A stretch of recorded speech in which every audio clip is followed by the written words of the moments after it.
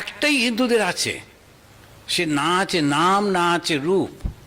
আর সে নিরাকারকে ধারণা করতে পারছি না বলে ধীরে ধীরে এইগুলো সব আসছে।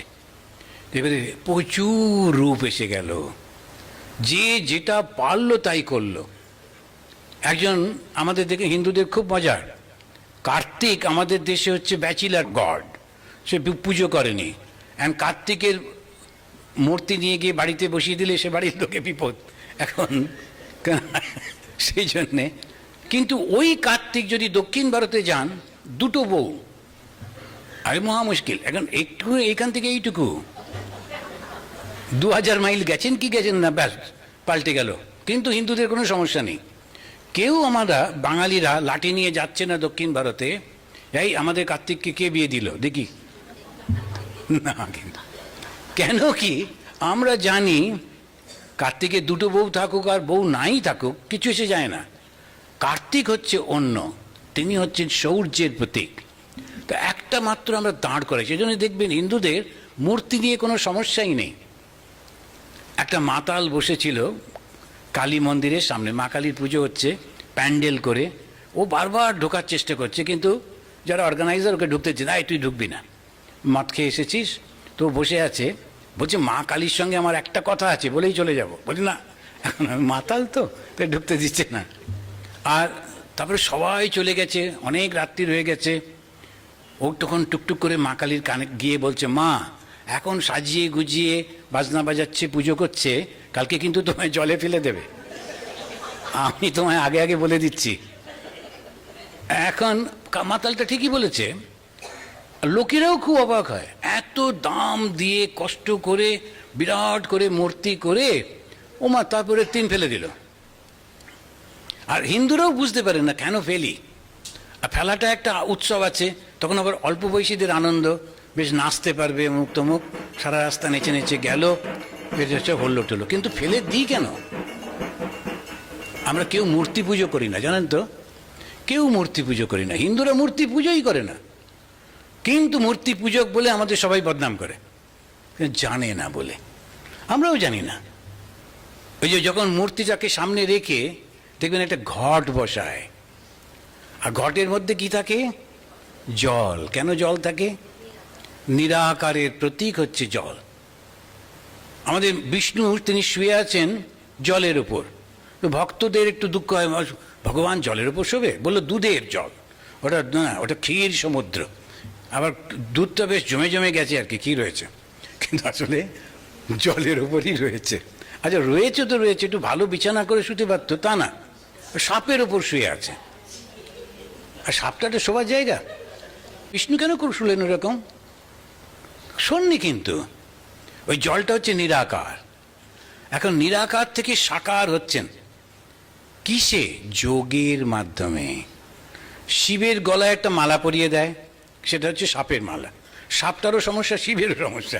ওই যে সিনেমায় দেখেছি, ওই সাপটা ফোঁস ফোঁস করছে, আবার অরিজিনাল সাপ না হলে ঠিক জমবে না। আর সাপুরে সে সাপ দিয়েছে, যাকে পরিয়েছে সে ভাবছে ঠিক ঠিক তো, বিষ নেই তো। এখন এই দুজনেরই সমস্যা। সাপটা বলছে, আরে আমাকে কোথায় নিয়ে এসে ঝুলিয়ে দিল।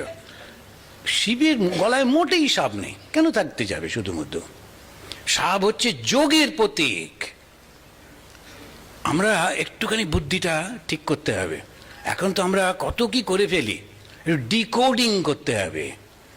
এই যে আমাদের সমস্ত মূর্তিগুলো না, অসাধারণ সমস্ত শিক্ষা দেয়। শিব হচ্ছেন যোগীদের রাজা। আর যোগ মানে কি? এই যে আমাদের সিদ্ধরাটা আছে, এই সিদ্ধরার একদম নিচেতে যোগীরা বলছে, ডাক্তাররা না, যোগীরা বলছে আসল শক্তিটা রয়েছে। মূল আধার, আধার মানে যেটা ধরে আছে, আর মূল মানে অ্যাকচুয়াল। ওইখানেতে ধীরে ধীরে ওকে ডাকতে হয়, জাগো জাগো জাগো জাগো। ওখান থেকে একটা শক্তি ওঠে, সেটা সাপের মতো আমাদের এই শীতদাঁড়ার মাঝখান দিয়ে উঠতে থাকে। তাই সেই উঠে এসে যখন সহস্রারে আসে, তখন সমস্ত জগৎটা পাল্টে যায়। ওটাই হচ্ছে ধ্যানের আসল। তো ওই যে যোগটা, যে শক্তিটা উঠছে সাপের মতো, ওই জন্যে সাপ বলা হয়, সত্যি সত্যি সাপ না। আর কিছু লোক আবার সাপকে দুধও খাওয়ায়, জানি না সাপের টেস্ট লাগে কিনা। সাপ তো ব্যাঙ খায়, ও দুধ খেতে যাবে কি করতে? সাপ বলছে আমাকে ভোগই যদি দিবি 2-5টা ব্যাঙ দে, দুধ। কিন্তু আমাদের হচ্ছে শিব যখন তখন দুধ, আর শিব উৎপাত, মাথায় সারাক্ষণ দুধ ঢাললে ভাল লাগে? আরে কি এ সমস্ত কথা থেকে আমরা ওই নানান রকম বাড়িয়েছি, কেন ভালো লাগে বলে। দুধ দিয়ে স্নান করাবো, মধু দিয়ে স্নান, আপনি মধু দিয়ে স্নান করে দেখুন দেখি কি লাগে। শিবকে দিই, আর শিব বেচারি জটা, ওই জটা থেকে মধু যাবে কি করে, কি মুশকিল। কিন্তু ভক্তের না এইরকম। আজকেই আমি আসছিলাম মেদিনীপুর শহর থেকে, একজন মহিলা, তিনি খুবই ভক্ত, ছুটে এসে আমি বললাম একটু দাঁড়ান, আমি ছায়ায় দাঁড়াই, ওই রোদ্দুরে দাঁড় করিয়ে প্রণাম করছে। এখন ভক্ত একটু অত্যাচার করবেই, শিবও সেইভাবে যাকে যা করছিস করে নে, আমি দেখে নিচ্ছি। এখন সেই কারণে ও লোকালয়ে আসেই না, হিমালয়ে চুপচাপ থাকে। কিন্তু আসলে শিবের গলায় যে মালাটা, সেটা কিন্তু সাপ না, ওটা যোগ। বিষ্ণুও কিন্তু যোগ নিদ্রায় মগ্ন। সেই বীরেন্দ্র কৃষ্ণের গলা শুনলে আমাদের গায়ে কাঁটা দেয়। কিন্তু এই যে বিষ্ণু যোগ নিদ্রায় মগ্ন, সেই যোগটা বোঝাবে কি করে ওই সাপটা, সেই জন্যে ওই সাপ। এখন এই কথাগুলো কেন বলছি, বোঝার জন্যে আমাদের জন্যেই এত রূপ হয়েছে। ভক্তানাম অনুকম্পার্থম ব্রহ্মণ রূপ কল্পনা। ব্রহ্মের রূপ কল্পনা করছি আমরা ভক্তানাম, ভক্তদের জন্যে, অনুকম্পার্থম, তাদের কৃপা করবার জন্যে, ব্রহ্মণ, ব্রহ্মের, যিনি নিরাকার সর্বব্যাপী চৈতন্যময়, তার রূপ কল্পনা। হিন্দুরা মোটেই মূর্তি পুজো করে না, শুধু পুজো করে ওই মূর্তিটার সামনে রেখে, তখন মনটা একাগ্র হয়। আপনি যদি লক্ষ্য করবেন, ওই একটা কুম্ভ বসাবে, জল দেবে, তার উপর একটা ডাব দেয়, ডাবের মধ্যেও জল থাকে। দক্ষিণ ভারতে প্রচুর ডাব ভেঙে ভেঙে ওরা মন্দিরে যাবার আগে ডাব ভাঙে। তা আমি একজনকে জিজ্ঞেস করলাম, আচ্ছা ডাব ভাঙো কেন? এই নারকল ভাঙো কেন? তখন ও বললো যে না, বহুত লোক, অনেককে প্রসাদ দেওয়া যায় তো, ডাব। ও নিজের মতো করে একটা বললো। তো জল আছে, এই জলটা নিরাকার, আর ওপরটা সাকার, সাকারটাকে চূর্ণ করে নিরাকারে যাওয়া। কি অদ্ভুত সিম্বল দেখুন। কিন্তু সিম্বলটা ভুলে গিয়ে শুধু নারকল ভেঙে চলেছে। যেই বুঝতে পারবো, তখন দেখবো এত সুন্দর ধর্ম ভাবা যায় না। কি সুন্দর এই ধর্মটা। আর এই ধর্মটা শেখায় কি? খণ্ডন ভব বন্দনা জগ বন্দনা বন্দি তোমায়। এই যে গানটা স্বামী বিবেকানন্দ নিচে রচনা করেছেন, আর বিবেকানন্দই তো শ্রীরামকৃষ্ণ। তো ভগবান নিজেই নিজেকে বন্দনা করতে বলছেন, আর বলছেন কি প্রার্থনা করতে হয়? আমার বন্ধনটা খণ্ডন করে দাও, খণ্ডন ভব বন্দন। এই প্রথম লাইনটা একেবারে খুব সুন্দর করে প্রার্থনা করতে হয়, আমার ভবের বন্ধন খণ্ডন করো। তো বন্ধনটা এলো কেন? ওই অজ্ঞান থেকে। কিসের অজ্ঞান? যেটা যা নয় ওটাকে সেই মনে করে আমরা করে চলেছি। সেজন্য মূর্তিটা কিন্তু নয়, মূর্তির পেছনে যিনি অমূর্ত, তাকেই ডাকতে হবে। আর তিনি সর্বব্যাপী। আমাদের শ্রীরামকৃষ্ণদেব, তিনি মূর্তি পুজো করলেন মা কালীর। মা কালীর উপরে সবার রাগ ছিল, কেননা কালো মহিলা, একটু ফর্সা মহিলা হলে হয়তো মেনে নিত, মা দুর্গাকে কিন্তু অত কিছু বলে না। মা কালীর উপর অত রাগ, সবাই মিলে নিন্দা করত, আর ভয়ঙ্করভাবে নিন্দা করত। ভগবান শ্রীরামকৃষ্ণ তাকেই পুজো করলেন। আর কোথায় করলেন? একেবারে কলকাতার কাছে। আর কলকাতা তখন অবিভক্ত ভারতবর্ষের রাজধানী। সমস্ত বেস্ট মাইন্ডস আর প্রেজেন্ট ইন ক্যালকাটা, তাদের একেবারে চোখের সামনে মা কালীকে পুজো করছেন। এগুলো কত সিম্বলিক। আর মা কালীকে পুজো করছেন নির্ভয়ে। ভেবে দেখুন, ঠাকুর বংশের মতো লোকেরা, তারা রামকৃষ্ণ মিশনের সঙ্গে, বিশেষ করে বিবেকানন্দের সঙ্গে সম্পর্ক রাখতে চাইলেন না, কেননা শ্রীরামকৃষ্ণদেব কালী পুজো করেছেন বলে। এখনো আমেরিকায় 200টা মন্দির আছে, কালী মূর্তি নেই। আমি গিয়ে জিজ্ঞেস করলাম যে কালী মূর্তি নেই কেন? স্বামীজি এরা সব ভয় পাবে। আমি যে তুমি কি ভয় পাও? এখন হ্যাঁ, ডর তো লাগতা है না। আচ্ছা ডর কেন? ওই কাঁড়াটা দেখে। কিন্তু মা কি কখনো কাউকে কাটতে পারে, মারে কখনো? আর আমরা এমন গল্প লাগিয়ে দিই, আর গল্পটাতে এমন মেতে থাকি, আর আমাদের সিনেমাওয়ালারা ওটাকে আরও বাড়ায়, যত রকম ভয়ঙ্কর কিছু মা কালী। কিন্তু মা কালী মোটেই ভয়ঙ্কর নয়। মা কালীর যে গলায় মালাটা, সেটা সম্পর্কে একজন জিজ্ঞেস করছেন, ব্রহ্মাণ্ড ছিল না যখন মুন্ডমালা কোথায় পেলি? দেখুন কি সুন্দর। তান্ত্রিক সাধক তিনি প্রশ্ন করছেন, আর আরেকজন তান্ত্রিক সাধক উত্তর দিচ্ছেন, কালী 50 বর্ণী, বর্ণে বর্ণে প্রকাশ করে। এই যে রয়েছে অ আ ক খ করে বিসর্গ পর্যন্ত সংস্কৃতের যে বর্ণগুলো, আর বর্ণ মনে হচ্ছে শিক্ষা, আর শিক্ষাই হচ্ছে শক্তি। তাই তো তিনি শক্তির দেবী। শক্তির দেবী কেন বলা হয়? শিক্ষা থেকে, জ্ঞান থেকে। আর কালীর ডান দিকের হাত দুটো দেখবেন, একটা এরকম করা, একটা এরকম করা। একটা হচ্ছে অভয় আর একটা বড়। অভয় হচ্ছে আমি মা থাকতে কিসের ভয় তোমাদের, আর বড় হচ্ছে কি চাই বলো না, দেবো। মা আমায় চাকরি দাও, মা আমায় স্বাস্থ্য দাও, মা আমায় এই দাও। মা তো বলছেন ঠিক আছে, ডান দিকেতে যা চাইবেন তাই দেবেন, বড় অ্যান্ড অভয়। কিন্তু বাঁ দিকটা কি ভয়ঙ্কর, একদম উল্টো। একটা কাটা মুন্ড আর একটা খড়গ ধরে রয়েছেন। যখন স্বামীজি নরেন্দ্রনাথ চাকরি পাচ্ছেন না, তার মা খেতে পাচ্ছেন না, ভাইরা খেতে পাচ্ছে না, অনেকের কাছে চেষ্টা করলেন, চাকরি বাকরি পেলেন না। ঠাকুর কাউকে কাউকে বলতেন বলে আবার রাগ হতো, মশাই আপনি এরকম করে বলবেন না, ওকে একটা চাকরি দাও না বলে ঠাকুর বলতেন, তাতে ও রাগ হতো, কারণ খুব বড় বংশের ছেলে তো। সে কিচ্ছু না পেরে ওখানে গেছে। তখন ভেবে দেখুন, নরেন্দ্রনাথ গ্র্যাজুয়েট, তখনকার দিনে স্কুল ফাইনাল পাস করলেই যথেষ্ট হতো। এই যে সেই রকম যুগে বিবেকানন্দ চাকরি পাচ্ছেন না, কি অবস্থা। তখন ওই স্বামীজি গেছেন, আর লাস্ট কার কাছে যাবেন? ঠাকুরের কাছে গিয়ে বলছেন, মশাই আমি শুনেছি মা কালী আপনার কথা শোনেন, আপনি একটু বলে দিন না। তবু মা কালীকে মানবে না। তখন ঠাকুর বললেন যে না, ও হবে না, তুই মা কালীকে মানিস না বলে তোর এত কষ্ট, গিয়ে বল না। এবার যখন নরেন্দ্রনাথ গেলেন, তিনি কিন্তু ডান দিকে গেলেন না, বাঁ দিকে গেলেন। আমায় বিবেক দাও, বৈরাগ্য দাও, সব ভুলে গেলেন। মা কি খাবে, ভাই কি খাবে, কিভাবে থাকবে, সব ভুলে গেলেন, জগৎ ভুলে গেলেন। গিয়ে বললেন আমাকে মুক্ত করো, বিবেক বৈরাগ্য। মা বললেন বাঁ দিকে এসো।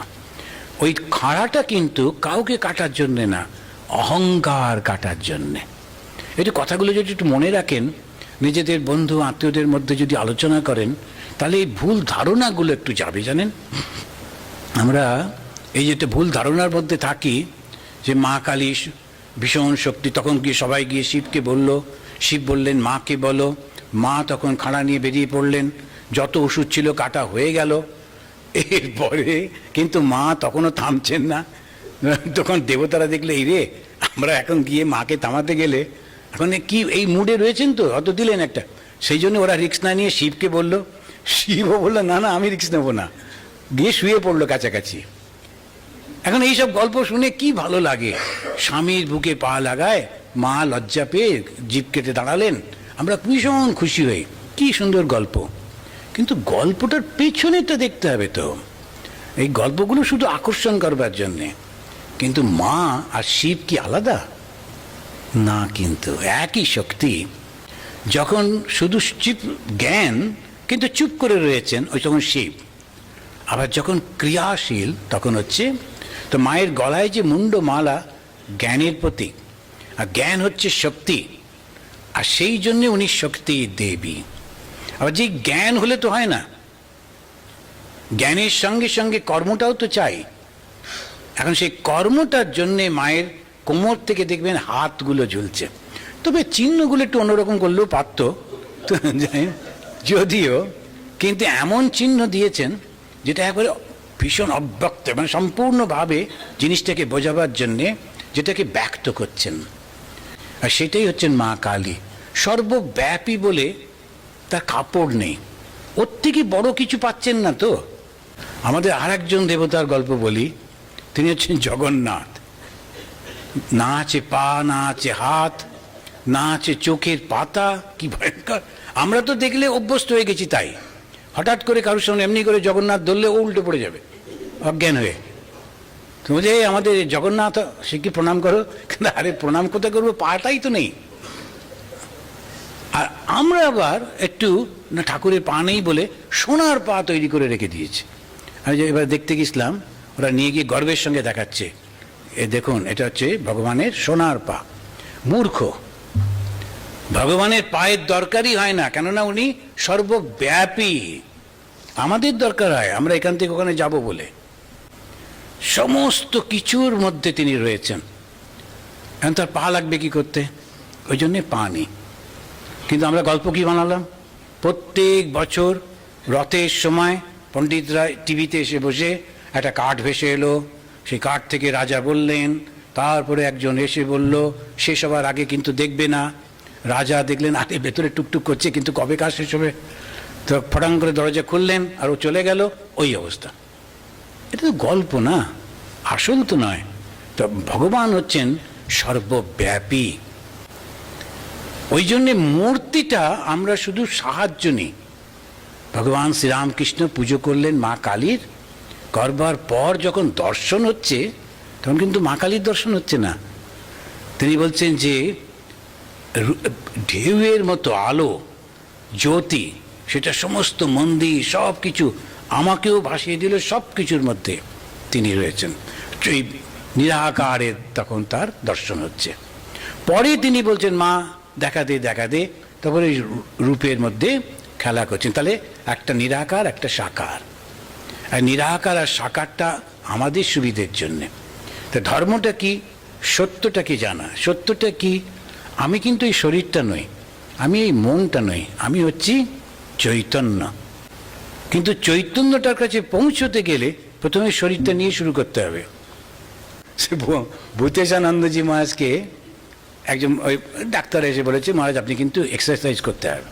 তা আমরা তখন ব্রহ্মচারী যেতাম মহারাজের কাছে কাঁকুড়গাছিতে। তা ওর যে সেবক ছিলেন তিনি বলছে, মহারাজ এখন এক্সারসাইজের টাইম হচ্ছে। বলছে কী করতে হবে? বলে হাত তুলতে হবে। বলে তুই দেখা।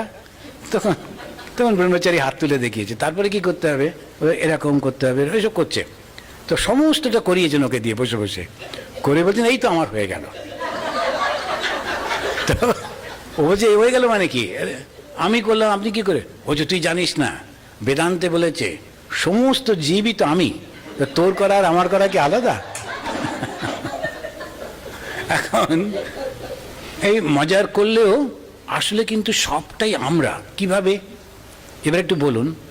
এই যে মাইক্রোফোনে কথা বলছি, ওই যে এসিটা চলছে, এই যে লাইটগুলো কোনোটা গোল কোনোটা চৌকো, এরা আলাদা কি না?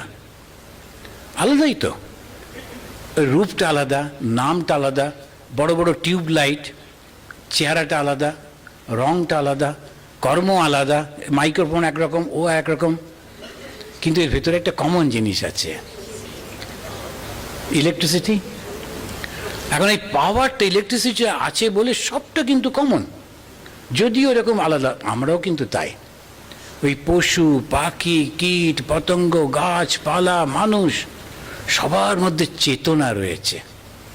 ওই চেতনাটাকে জানতে পারলেই তখন কিন্তু হচ্ছে জ্ঞান। আর সেটা কি হবে? এক হচ্ছে গ্রামেতে জল এক বালতি বাইরে রাখে, সূর্যের আলো একদম গরম হয়ে যায়, বেশ উষ্ণ জলে স্নান করে। এখন সূর্যের রিফ্লেকশনেই সব কিছু হচ্ছে। ঠিক তেমনি যে স্বয়ং চৈতন্য যিনি, তিনি কিন্তু আমাদের ভেতরে নেই, ওই চৈতন্যের রিফ্লেকশনে সব হচ্ছে। এবারে রিফ্লেকশনেই যদি আলো হয়, এই রকম শক্তি হয়, তাহলে সত্যিকারের ওইটা পেলে কি হবে? ওই পাওয়ার যে চেষ্টা, তাকে বলে ধর্ম। কালকে থেকে আবার শুরু হবে। Thank you.